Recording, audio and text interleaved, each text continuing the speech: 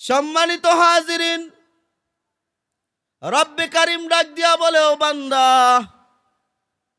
আমি আল্লাহ তোমাকে ভালোবাসি, আমি আল্লাহ তোমাকে মহাব্বত করি। তুমি কিভাবে আমি আল্লাহর, আমার দল, আমার মতের সাথে তুমি কিভাবে চলবা? দুনিয়ার জমিনে তুমি মোবাইল চালাও, মোবাইলের সাথে একটা ক্যাটালগ বই দেওয়া হয়, সাথে বই, মোবাইল কোম্পানি একটা বই দেয়, দেয় না? বই দেওয়ার মানে হলো এই মোবাইলটা তুমি কিভাবে চালাইবা, বইয়ের মধ্যে লেখা আছে।